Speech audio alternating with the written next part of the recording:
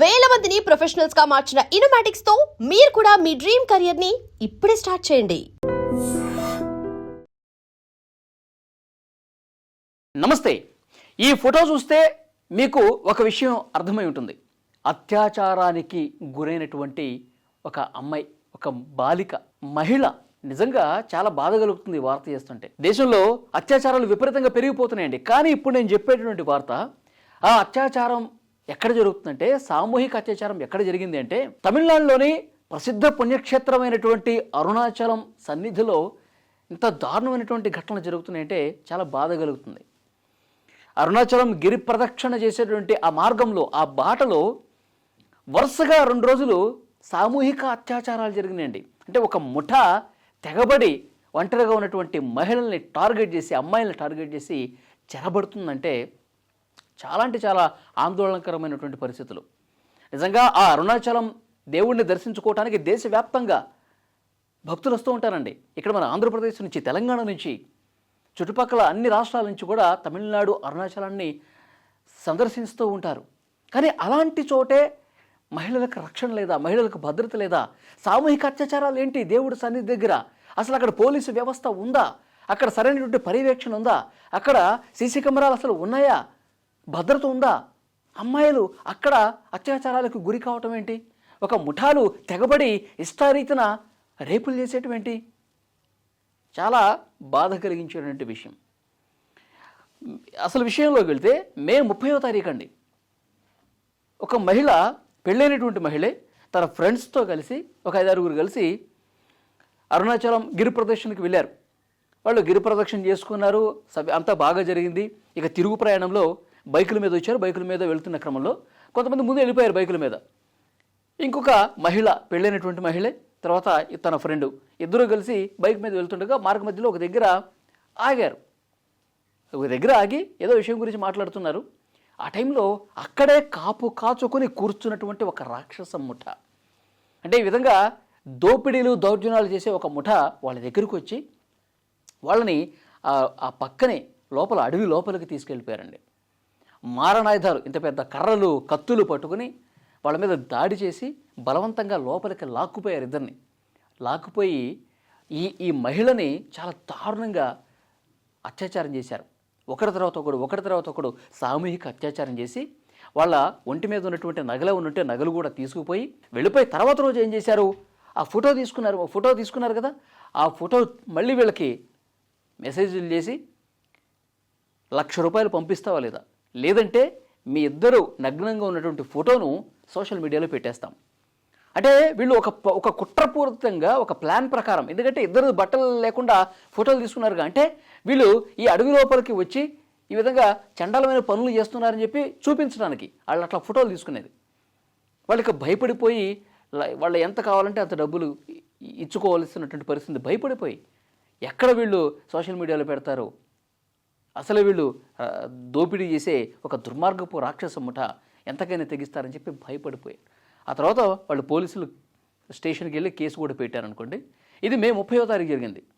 Same ఇలాంటి ఘటనే 31వ తారీఖు జరిగిందండి. మే 31వ తారీఖు మళ్ళీ గిరి ప్రదక్షిణ చేసుకుంది ఒక అమ్మాయి.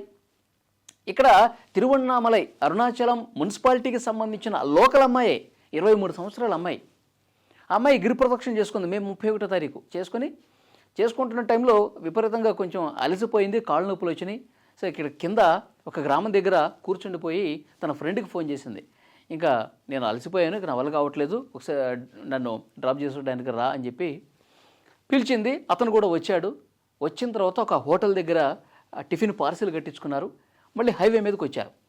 హైవే మీదకి ఇట్లా వచ్చారో లేదో మళ్ళీ ఆ రాక్షస ముఠ వీళ్ళ మీద పడింది. వీళ్ళ మీద పడి వీళ్ళు సేమ్ అదేవిధంగా బెదిరించి మళ్ళీ అడవి లోపలికి లాక్కుపోయి మళ్ళీ ఆ 23 సంవత్సరాల యువతి మీద మళ్ళీ అంతే దారుణంగా సామూహిక అత్యాచారం చేయటం. ఆమెకి చెవి పోగులుంటే ఆ చెవి పోగులు కూడా తీసుకోవటం, మళ్ళీ ఇద్దరు బట్టలు ఇప్పేసి మళ్ళీ ఫోటోలు తీసుకోవటం. వెంటనే వాళ్ళు వెళ్ళిపోయిన తర్వాత కేసు పెట్టారు. అంటే వీళ్ళు సామూహిక అత్యాచారం చేసే ముందు పెనుగులాట జరుగుతుంది కదా, ఇష్టారీతిన దారుణంగా కొట్టారంటండి. వాళ్ళ దగ్గర పెద్ద పెద్ద కత్తులు, కర్రలు ఉన్నాయి. మాట వినకపోతే చంపేస్తామని చెప్పి లిటరల్గా వాడినేమో కత్తులతో దాడి చేయటం, ఈ అమ్మాయి మీద కర్రలతో కొట్టడం, అట్లా చేసి ఆ దొంగల ముఠ అత్యాచారం చేయటం, ఒంటి మీద నగలు దోచుకోవటం, డబ్బులుంటే దోచుకోవటం, వెళ్ళిపోవటం.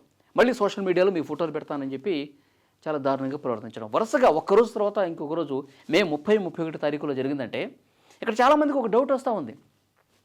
అసలు అక్కడ అరుణాచలం గిరి ప్రదక్షిణ చేసుకునేటువంటి ఆ మార్గంలో పోలీసులు చెక్ పోస్టులు ఉండాలి, భద్రత ఉండాలి, రాత్రి సమయాల్లో అక్కడ ఎవరు ఉండరు, పోలీసులు ఎప్పుడు కాపలా కాస్తూ ఉండాలి. ఎందుకంటే అక్కడ లోకల్గా జులాయి వెధవులు ఈ విధంగా దోపిడీలు, దుర్మార్గాలు చేసే ముఠాలు వాళ్ళు అరికట్టాల్సినటువంటి బాధ్యత ప్రభుత్వం మీద, పోలీసు యంత్రాంగం మీద ఉంటుంది కదా. ఎందుకు లేదు?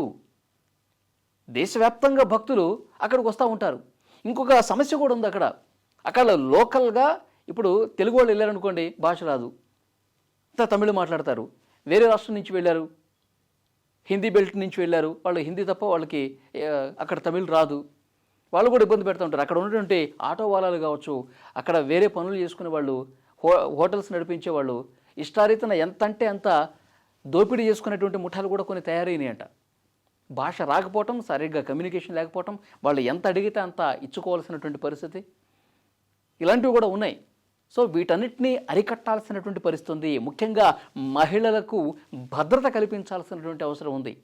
వెంటనే పోలీసులు అక్కడ తిరువణ్ణామలై పడమర పోలీసులు 5 బృందాలుగా ఏర్పడి ఈ దొంగల ముఠాలో మొత్తం 11 మంది ఉంటే అందులో 16 సంవత్సరాల మైనర్ బాలుడు కూడా ఉన్నాడు ఆ ముఠాలో. ఆ 11 మందిలో 8 మందిని అరెస్ట్ చేశారు, ఇంకా 3 కోసం గాలిస్తూ ఉన్నారు. దీని మీద ముఖ్యమంత్రి విజయ్ కూడా సీరియస్ అయ్యారు. ఎందుకంటే విజయ్ ముఖ్యమంత్రి అయిన తర్వాత వరుసగా తమిళనాడులో ఈ అత్యాచార ఘటనలు ఎక్కువైపోయినాయండి. మొన్నటికి మొన్న మీకు తెలిసే ఉంటుంది, అక్కడ కోయంబత్తూరులో ఒక మైనర్ బాలికని చాలా దారుణంగా రేప్ చేసి ఇంటి దగ్గరే ఉన్నటువంటి వాళ్ళు అత్యాచారం చేసేసి అక్కడ ఊరి బయట చెరువు దగ్గర పొదల్లో పడేసి వెళ్ళిపోయారు. ఆ కేసు గురించే 3 పోలీసులు, ఐపీఎస్ అధికారులు ప్రెస్ మీట్ పెట్టి నవ్వుకుంటూ కనీసం సీరియస్నెస్ లేకుండా ఉంటే వాళ్ళ మీద సీరియస్ అయ్యారు కదా. మొత్తం తమిళనాడు వ్యాప్తంగా పెద్ద ఎత్తున వైరల్ అయింది ఆ ఘటన. అసలు ఇంకా అది మైండ్లో నుంచి పోలా.